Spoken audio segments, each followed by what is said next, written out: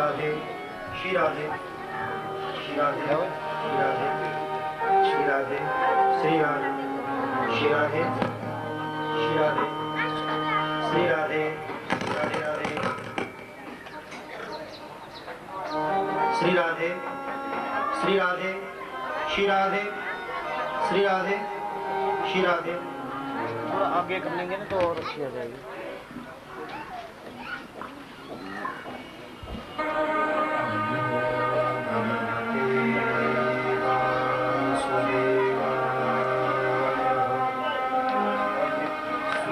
श्री गणेशाय नमः।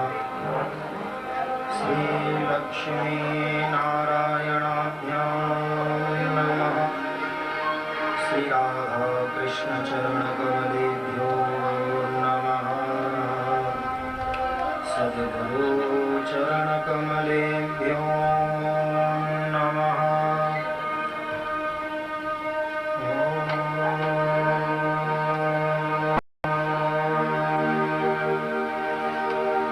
ध्येयं सदा परिभवनमभीष्टदोहम् तीर्थास्पदं शिवविरञ्चनुतं शरणं प्रत्यार्तिहं प्रणतकालभवाब्धिकोटं वन्दे महापुरुषते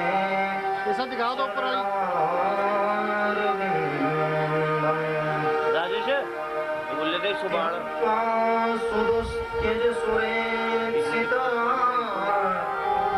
वन्दे महापुरुषते चरणारविन्दम्।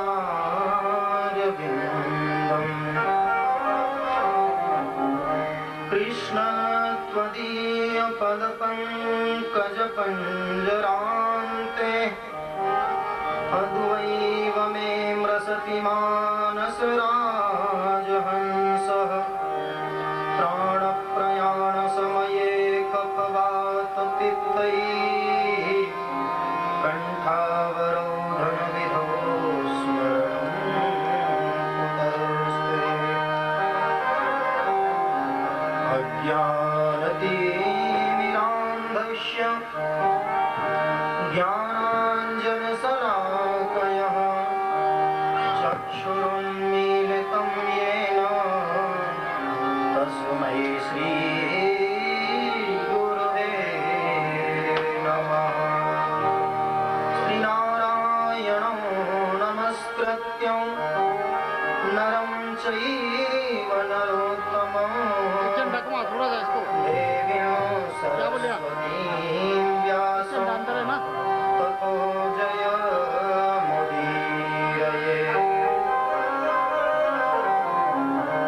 जय जय श्री राधारमण जय जय नवल किशोर जय गोपी चितचोर प्रभु जय जय माखन चोर।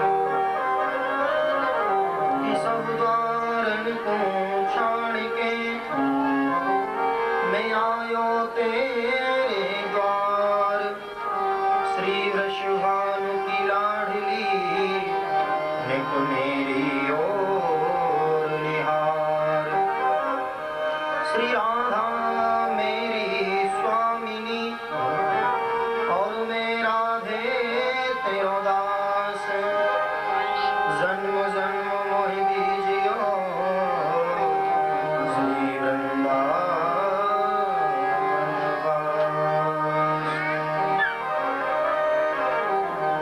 परम मंगलमय परात्पर अखिलेश्वर अकारण करुणा वरुणालय भक्त वांछात कल्पतरु तड़िद्दित विनिंदित पीतांबरधारी श्री बालकृष्ण लाल की वाङ्मयी प्रतिमूर्ति श्रीमद् भागवत महापुराण। प्यारे प्रभु प्रेमियों, आज द्वितीय दिवस की कथा सत्र की ओर अग्रसर होने से पूर्व मन और वाणी को पवित्र करने के लिए आइए कुछ क्षण भगवान नाम का आश्रय लें। सभी एक साथ मेरे तरफ प्रेम से पढ़ें।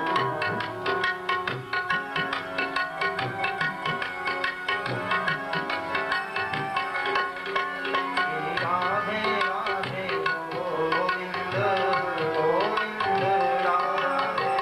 राधे राधे गोविंद गोविंद राधे।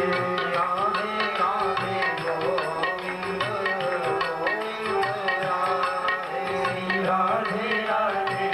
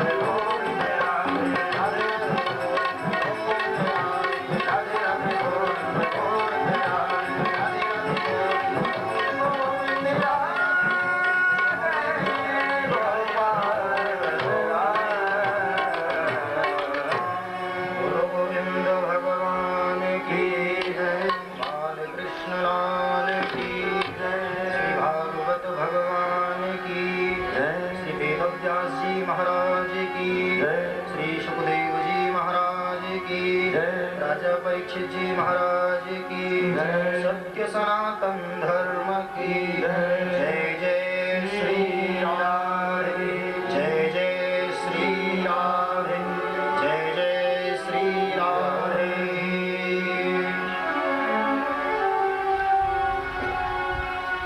प्यारे प्रभु प्रेमियों, गत दिवस सायंकालीन कथा सत्र में आपने श्रवण किया, शौनक आदि 88,000 ऋषियों ने श्री सूत जी महाराज से अनेक प्रकार के प्रश्न किए और आज श्री सूत जी महाराज शौनकादि ऋषियों के प्रश्नों का उत्तर देते हैं। श्री सूत जी कहते हैं शौनक ऋषियों से, बोले ऋषियों, आपका प्रश्न था कि मानव के लिए परम धर्म क्या है। क्या समस्त तीर्थों में घूमकर आना मानव के लिए परम धर्म है, या दिन में 10 बार मंदिर जाना मानव के लिए परम धर्म है, या दिन भर माला हाथ में लेकर भगवान का भजन करना ये मानव के लिए परम धर्म है। आपका प्रश्न था कि मानव के लिए परम धर्म क्या है। बोलो जय श्री कृष्ण। सूत जी महाराज बड़ा सुंदर जवाब देते हैं। सवै पुंसां परो धर्मो, सवै पुंसां परो धर्मो, यतो भक्तिर अधोक्षजे, अहैतुक्या प्रतिहता, ययात्मा संप्रसीदति।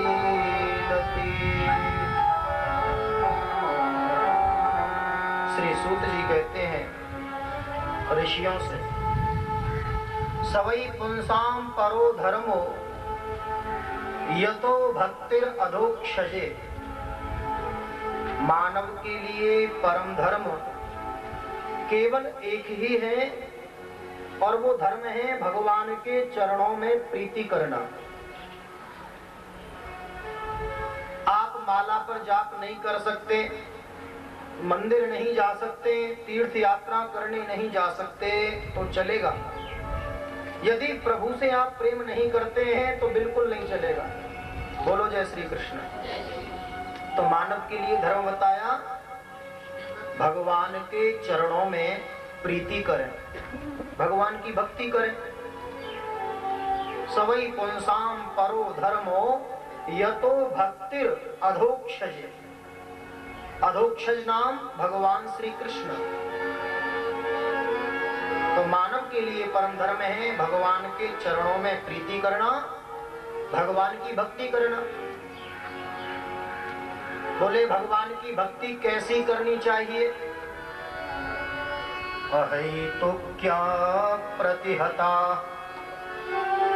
भगवान की भक्ति करो, अहेतु की भक्ति करो, हमारा कुछ भी हेतु ना हो ऐसी भगवान की भक्ति करें। और भगवान तो मन में विचार करते हैं। बोले लोग हमारी पूजा करते हैं, वंदना करते हैं, बदले में कुछ ना कुछ मांगते हैं। अपनी अपनी क्षमता के अनुसार प्रत्येक व्यक्ति परमात्मा से कुछ ना कुछ मांगता है। मगर यहाँ वर्णन आया है कि भगवान की भक्ति ऐसी करो कि भगवान से भी कुछ न मांगे। अहेतु की भक्ति, हमारा कुछ भी हेतु न हो। अहेतु क्या प्रतिहता, भगवान की भक्ति करके किसी का बुरा मत सोचो। बोलो जय श्री कृष्ण। लोग भगवान की भक्ति नहीं करते ऐसा नहीं है, भक्ति करते हैं, भजन करते हैं, कथा सुनते हैं, मंदिर जाते हैं, मगर मन में जो काम क्रोध आदि वासना भरी हुई हैं वो नहीं मिटती। तो भगवान की भक्ति करें और प्रभु से कुछ भी न मांगे।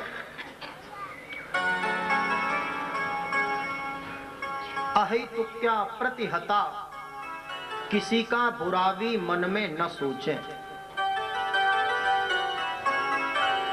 मन में किसी का बुरा सोचें तो ये मानसिक हिंसा होती है। किसी जीव को पकड़ के उसकी गर्दन मरोड़ देना ये तो हिंसा है ही। यदि हम मन से भी किसी का बुरा सोचते हैं तो मानसिक हिंसा है।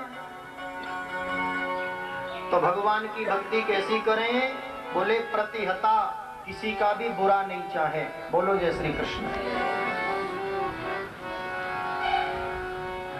एक छोटा सा दृष्टांत। एक भगत जी थे। भगत जी ने भगवान की खूब तपस्या की। प्रभु प्रसन्न हो गए, प्रकट होकर दर्शन दिया। वरोस्मी, वर मांगो। तो भगत जी ने कहा, बोले प्रभु आपका दर्शन हो गया, अब कुछ मांगने की इच्छा नहीं है। बोले नहीं भैया, तुमने तो कुछ मांगने की इच्छा से ही भजन किया था, अब कुछ तो आपको लेना ही पड़ेगा।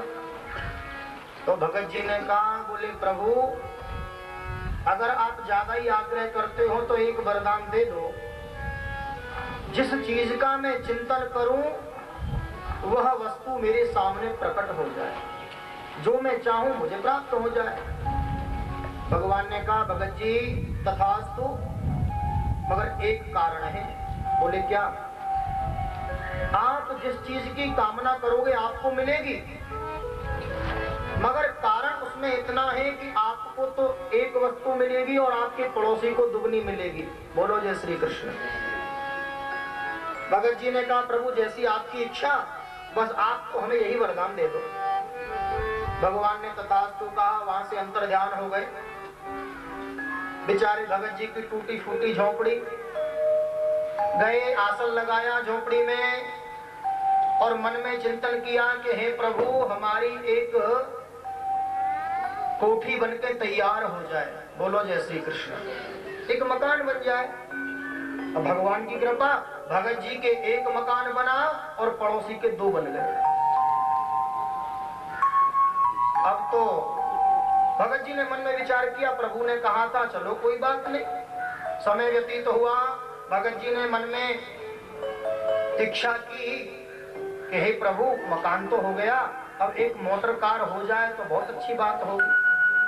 तो भगवान ने कृपा की, इनके यहाँ एक गाड़ी आई, पड़ोसी के दो आ गई। बोलो जय श्री कृष्ण। अब तो इनकी ईर्ष्या होने लगी। ईर्ष्या मनुष्य का सबसे बड़ा शत्रु है। अब भगत जी थे कलियुगी, बड़े चतुर चालाक। सो महाराज भगवान से प्रार्थना की, प्रभु हमारी एक आंख फूट जाए। बोलो जय श्री कृष्ण। सो इनकी एक फूटी, पड़ोसी की दोनों फूट गई। और फिर भगवान का ध्यान करके कहा, बोले प्रभु हमारे घर के द्वार पर एक गहरा कुआं बन जाए।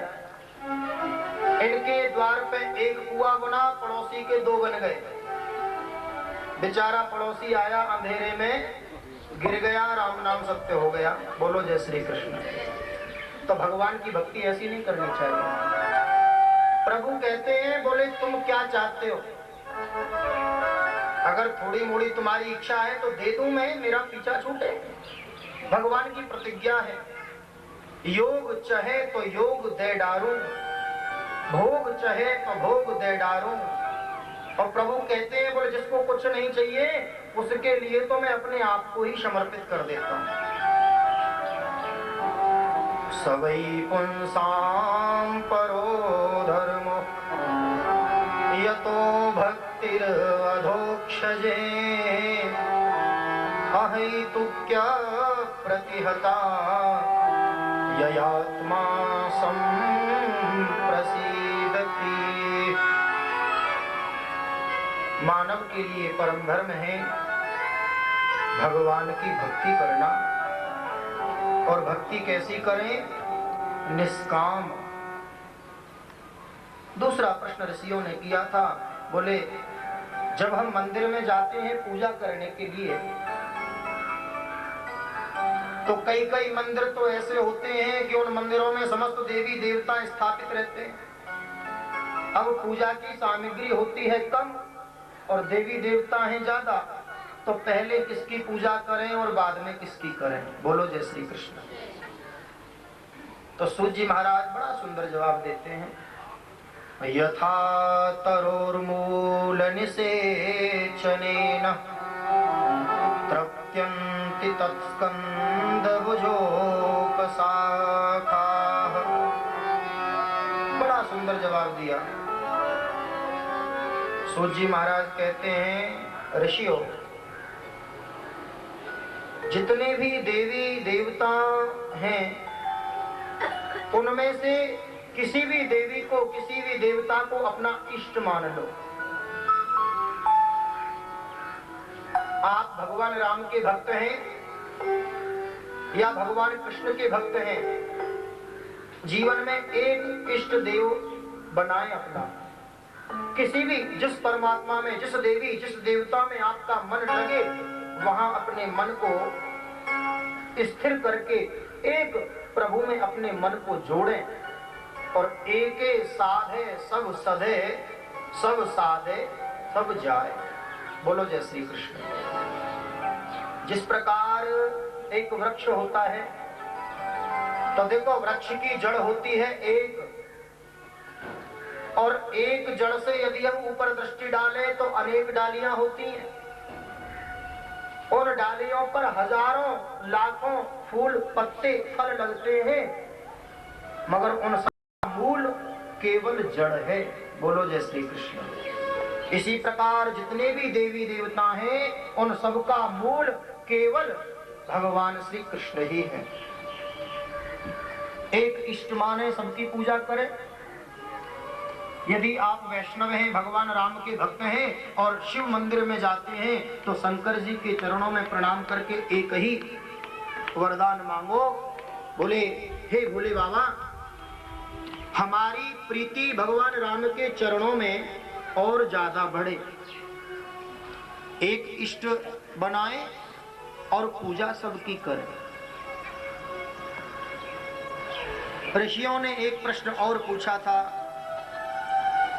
प्रभु, वेद में परमात्मा का नाम अजन्मा है और अजन्मा का अर्थ होता है जिसका कभी जन्म नहीं होता।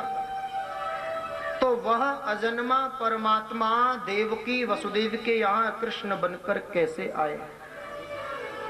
दशरथ कौशल्या के यहाँ राम बनकर कैसे आए? हमें बताएं।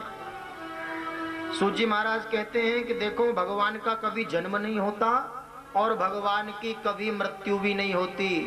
बोलो राधे राधे। जब जब होए धर्म की हानि, जब जब होए धर्म की हानि।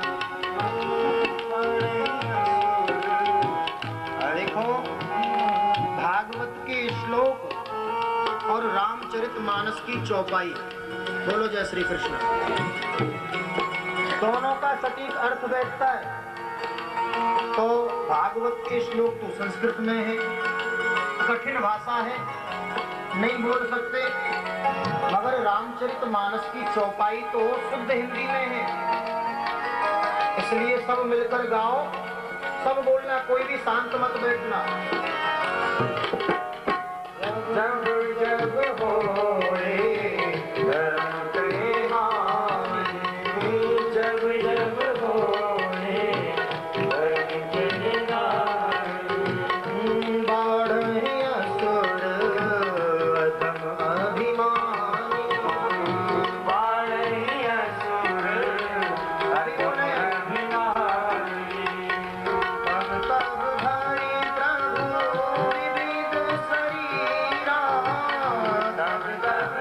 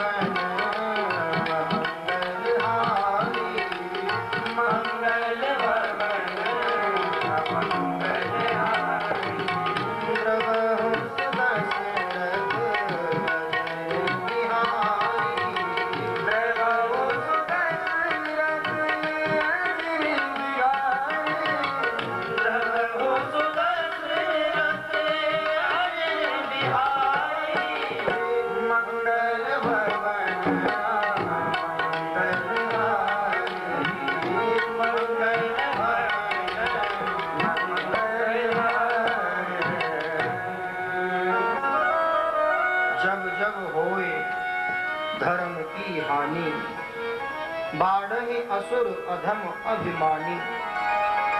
तब तब धरि प्रभु विविध शरीरा, हरहि कृपा निधि सज्जन पीरा।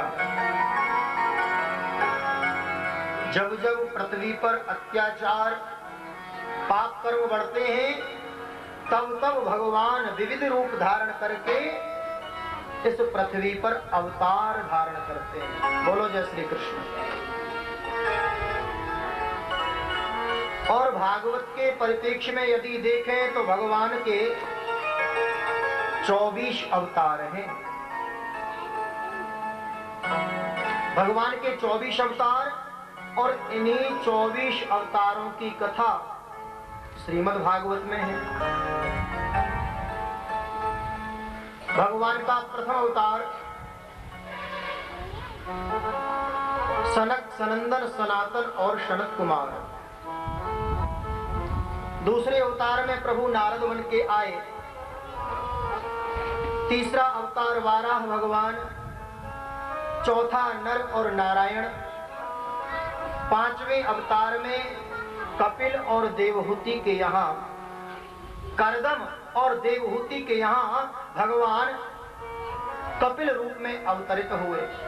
बोलो कपिल देव भगवान की जय। छठवां अवतार दत्तात्रेय जी का, सातवां यज्ञ भगवान का, आठवां ऋषभ देव जी, नवां अवतार भगवान पृथु, 10वां मत्स्य अवतार और 11वां कच्छप अवतार।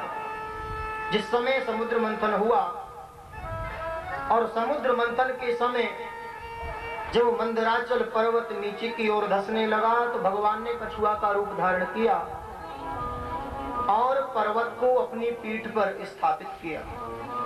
बोलो कच्छप भगवान की जय। 12वां धन्वंतरी अवतार, 13वां मोहिनी अवतार, और भक्त प्रहलाद की रक्षा करने के लिए भगवान ने नृसिंह रूप धारण किया। बोलो नृसिंह देव भगवान की जय। 16वां श्री परशुराम जी का अवतार, 17वां वेद व्यास जी का अवतार, 18वां भगवान श्री राम का अवतार। बोलो राजा रामचंद्र भगवान की जय। 19वां शेषावतार, और 20वां मेरे बाल कृष्ण प्रभु का अवतार। बोलो बाल कृष्ण लाल की जय। भगवान बाल कृष्ण प्रभु बन के आए।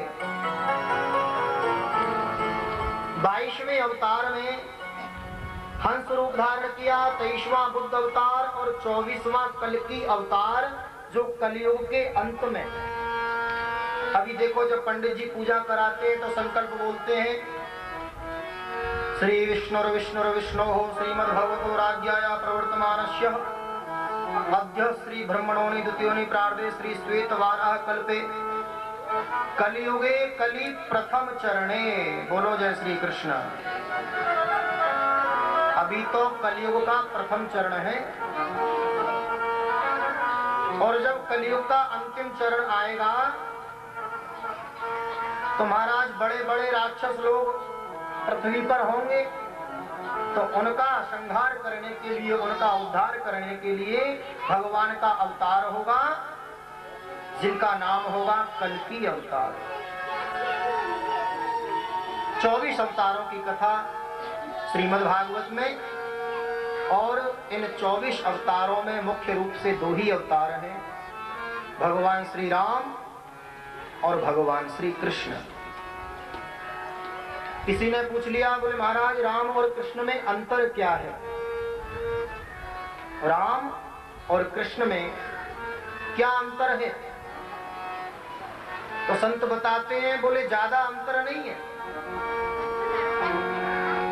राम कृष्ण दो एक हैं, राम कृष्ण दो एक हैं, अंतर नहीं निमेष, और इनके नयन गंभीर हैं, इनके चपल विशेष।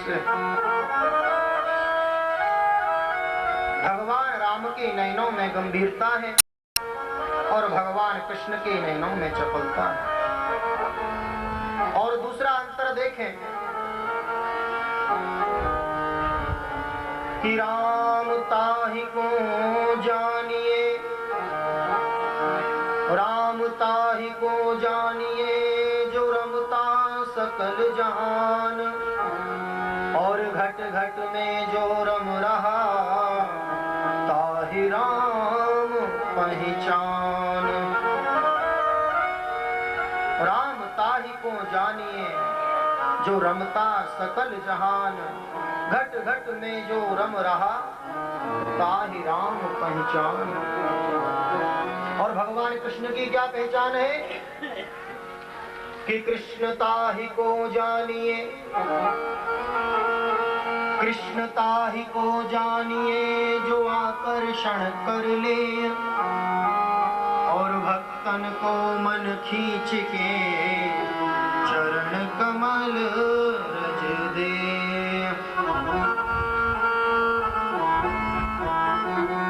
भगवान कृष्ण को एक बार जिसने निहारा, जिसने देखा, वो भगवान का हो गया। बोलो जय श्री कृष्ण। सूत जी महाराज कहते हैं, ऋषियों, भगवान के 24 अवतार, श्रीमद् भागवत की कथा में भगवान के 24 अवतारों का वर्णन है। सौनक ऋषियों ने पूछा, बोले सूत जी महाराज, आप जो प्रसंग हमें सुना रहे हो इसका नाम है भागवत, और इस भागवत की रचना किसने की, क्यों की, कहाँ की, कैसे की, हमें बताओ। भागवत को किसने लिखा, कहाँ लिखा और क्यों लिखा, हमें विस्तार से बताओ। सूत जी महाराज कहते हैं, पाराशर ऋषि और सत्यवती माता से श्री वेदव्यास जी का प्राकट्य हुआ। बोलो व्यास जी महाराज की जय। व्यास जी का प्राकट्य हुआ और वेदव्यास जी सीधे चले गए बद्रिका आश्रम में। वहां जाके एक पर्णकुटी बनाई और उसमें बैठ के भगवान का भजन करने लगे। और जैसे ही भजन करने के लिए बैठे, सो महाराज इनके मन में सारा संसार घूमने लगा। व्यास जी देखते हैं कि लोगों का जीवन ऐसे ही व्यतीत हो रहा है। प्रातः काल उठे, उठ के स्नान किया, स्नान करके गृह कार्य में व्यस्त हो गए, सायंकाल फिर प्रसाद पाया और रात्रि में फिर सो गए। बोलो जय श्री कृष्ण। तो व्यास जी ने मन में विचार किया कि लोगों का जीवन ऐसे ही व्यतीत हो रहा है, क्यों ना कुछ ऐसा करूं जो लोगों का कल्याण हो। तो व्यास जी ने एक वेद के आधार पर 4 वेदों की रचना की। बोलो जय श्री कृष्ण। 4 वेदों की रचना की व्यास जी महाराज ने। ऋग्वेद, यजुर्वेद, अथर्ववेद और सामवेद। अब वेदों की रचना की तो वेदों की भाषा इतनी कठिन है कि पहली बात तो उसे हर कोई पढ़ नहीं पाता, और यदि पढ़ भी लेते तो उल्टा सीधा अर्थ लगाते। तो व्यास जी महाराज ने 4 वेदों के आधार पर 17 पुराणों की रचना की, मगर फिर भी व्यास जी के मन में शांति नहीं हुई। व्यास जी के मन में बड़ा उद्वेग है, विचलित हैं। एक दिन अपनी कुटिया में बैठे बैठे रुदन कर रहे थे, मन में विचार कर रहे थे, जीवन ऐसे ही व्यतीत हो गया, लोगों के कल्याण के लिए कुछ नहीं किया। ऐसा विचार ही कर रहे थे कि इनके कानों में भगवान नारायण के नाम की ध्वनि सुनाई दी। श्रीमन नारायण नारायण नारायण, श्रीमन नारायण नारायण नारायण, श्रीमन नारायण नारायण नारायण, श्रीमन नारायण नारायण नारायण, बद्री नारायण नारायण नारायण, बद्री नारायण नारायण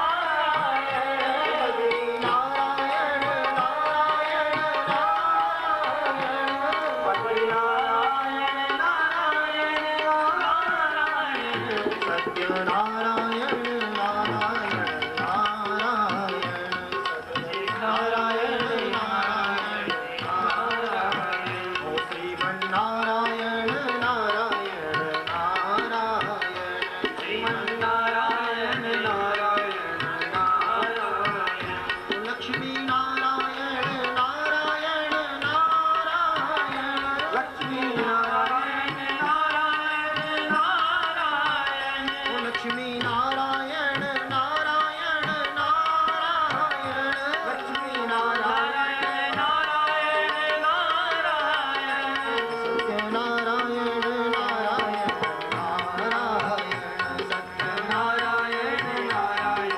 नारायण, ओ श्रीमन नारायण नारायण नारायण, श्रीमन नारायण नारायण नारायण, ओ भजमन नारायण नारायण नारायण, भजमन नारायण नारायण नारायण।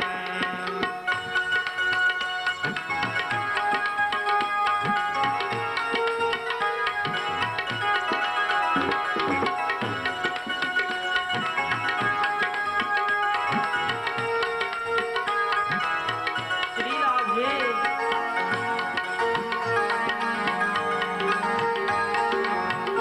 लक्ष्मी नारायण नारायण नारायण, लक्ष्मी नारायण नारायण नारायण, लक्ष्मी नारायण नारायण नारायण,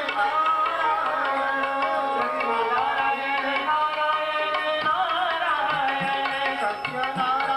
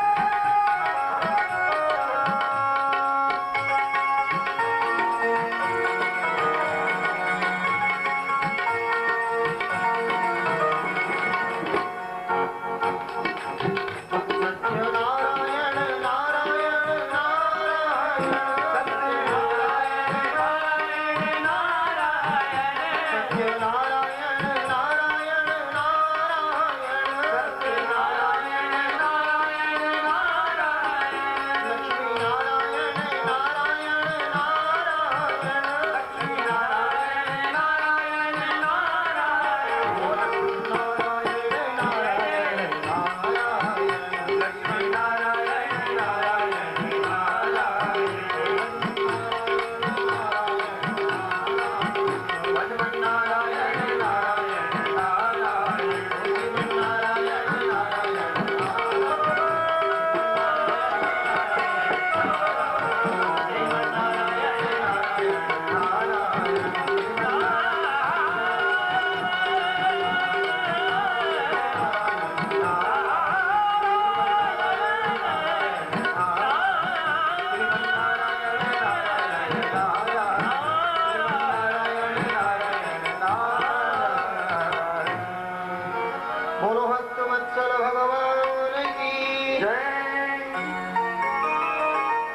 श्रीमन नारायण नारायण की ध्वनि करते हुए संत नारद जी का आगमन हुआ वेद व्यास जी की कुटिया में। वेद व्यास जी ने नारद जी को आते हुए देखा तो बड़ा स्वागत किया। सुंदर एक आसन लगाया, उसके ऊपर नारद जी को बिठाया और नारद जी ने देखा व्यास जी के मुखमंडल को।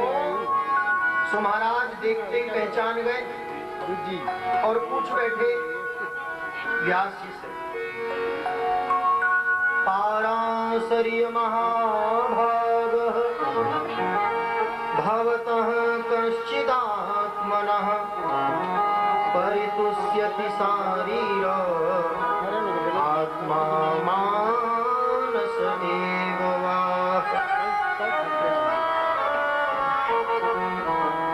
अरे पाराशर नंदन वेद व्यास जी महाराज, आप इतने चिंतित, इतने व्याकुल, आखिर आपकी चिंता का कारण क्या है? व्यास जी बोले नारद जी, मेरी चिंता का मुख्य कारण एक ही है और वो ये है कि मेरा पूरा जीवन ऐसे ही व्यतीत हो गया। मैंने संसार के लोगों के कल्याण के लिए कुछ नहीं किया।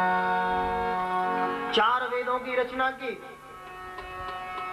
17 पुराण बनाए, मगर फिर भी मन को शांति नहीं मिली। कुछ ऐसा करना चाहता हूँ, कुछ ऐसा लिखना चाहता हूँ जिससे आने वाले युग में उसे पढ़कर, उसे सुनकर लोगों का कल्याण हो। कोई ऐसी संहिता, कोई ऐसा ग्रंथ, कोई ऐसा शास्त्र रचना चाहता हूँ। नारद जी ने कहा, बोले व्यास जी महाराज, आपने वेदों की रचना की, बहुत बढ़िया।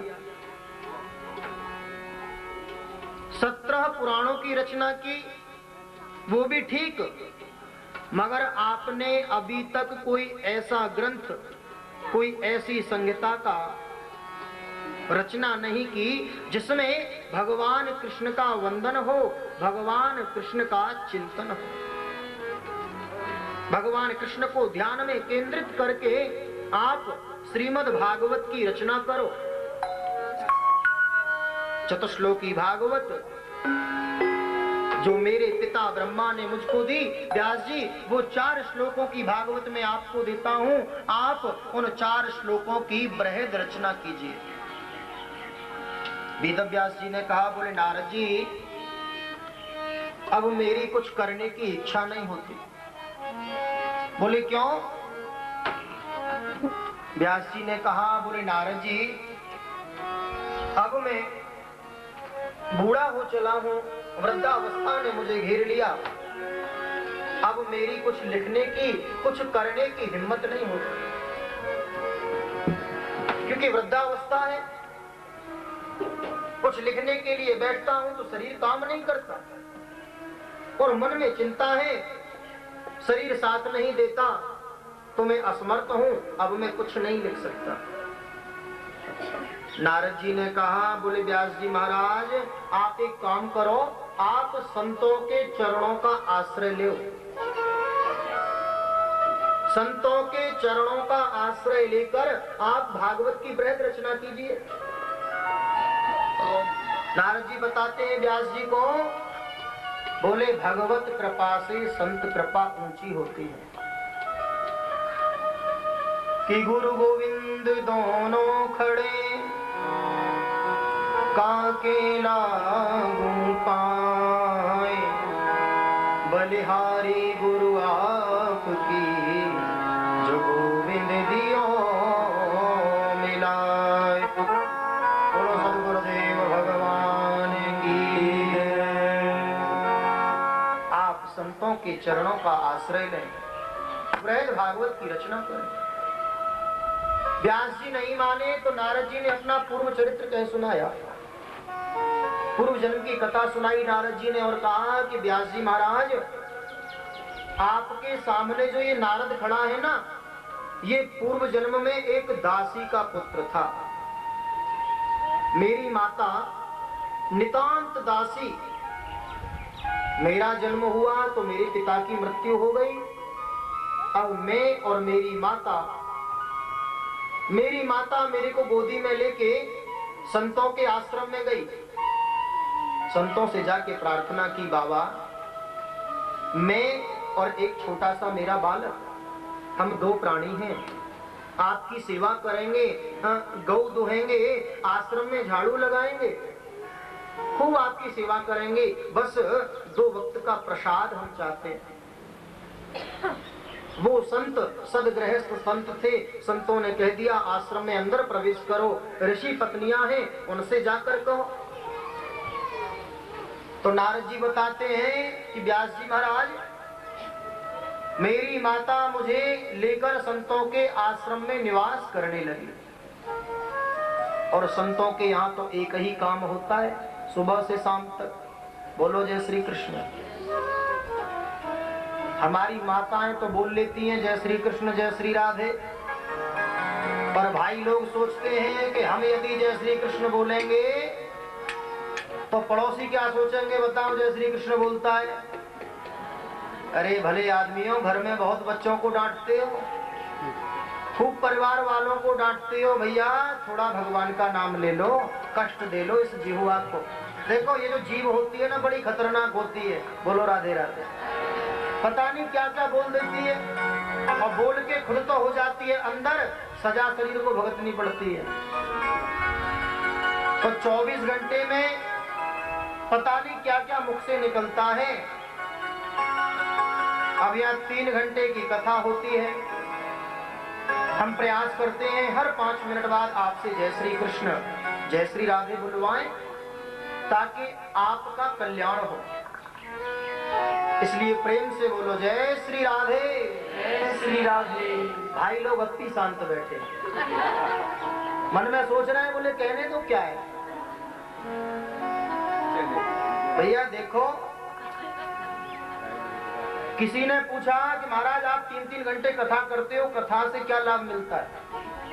लोगों को घेरे रखते हो, 3-4 घंटे बिठाए रखते हो, क्या लाभ मिलता है कथा से? हमने कहा भैया और तो कुछ हम ज्यादा जानते नहीं, मगर इतना जरूर मालूम है कि जो लोग जीवन भर सांसारिक कर्मों में व्यस्त रहते हैं, उनको कथा के माध्यम से कम 3 घंटे ही सही भागवत के पांडाल में बिठाकर उनका भगवान से सानिध्य कराते हैं। सबसे बड़ा लाभ कि आप देखो, कल्प वृक्ष की विशेषता है कि उस वृक्ष के नीचे बैठकर किसी भी चीज की कामना करो मिल जाएगी। एक मणि होती है चिंतामणि, किसी भी चीज की कामना करो मणि प्रदान कर देगी, मगर उन दोनों के अंदर ये सामर्थ्य नहीं जो आपके मन में भगवान को प्रकट कर दे। मगर भागवत की कथा में, भगवान के सत्संग में ये सामर्थ्य है कि आपके मन मंदिर में भगवान की छवि प्रकट हो जाएगी। सत्संग पुरुषार्थ का फल नहीं है, सत्संग तो भगवान की कृपा से प्राप्त होता है। तात स्वर्ग अपवर्ग सुख, रामचरितमानस में तुलसी बाबा ने तात स्वर्ग अपवर्ग सुख धरई तुला एक अंग। एक तराजू लो, तराजू के एक पड़ले में स्वर्ग के सुख को रख लो। तात स्वर्ग अपवर्ग सुख धरई तुला एक संग, तूलन ताहि मिले जो सुख लव सत्संग। बोलो जय श्री कृष्ण। सत्संग की बहुत महत्वता है, इसलिए भैया प्रेम से बोलो जय श्री राधे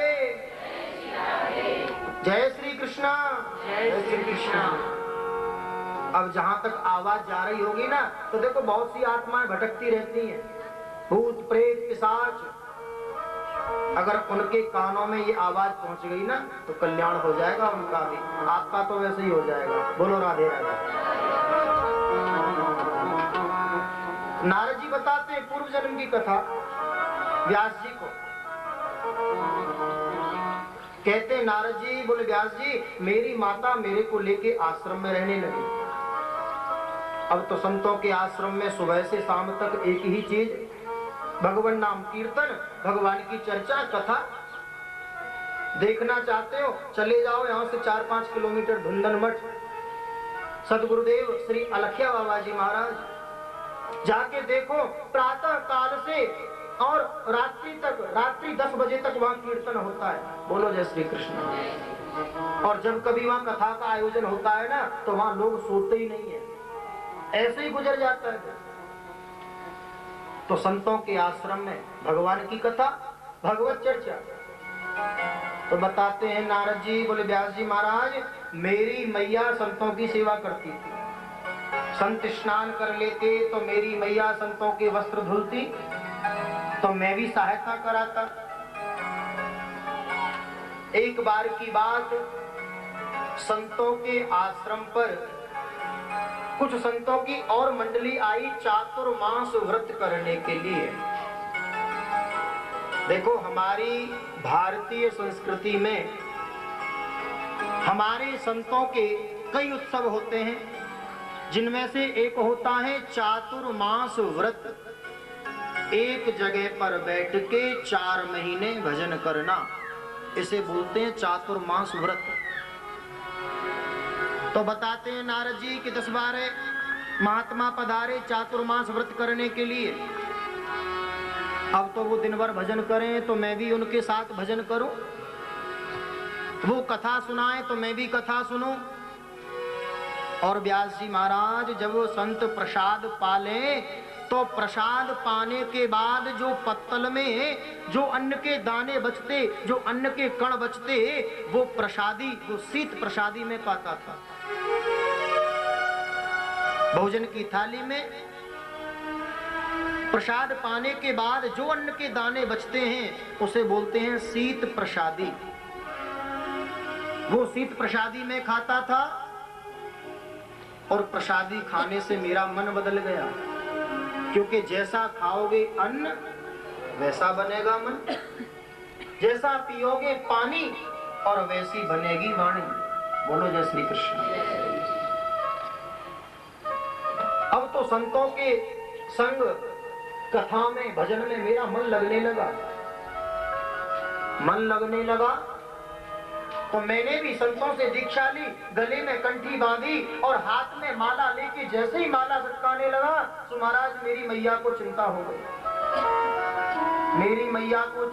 गई। राम राम राम, कहीं मेरा बेटा बाबा न बन जाए। देखो, माताओं को सबसे ज्यादा चिंता यदि किसी बात की होती है तो एक ही बात की, कहीं मेरा बालक बाबा जी न हो जाए।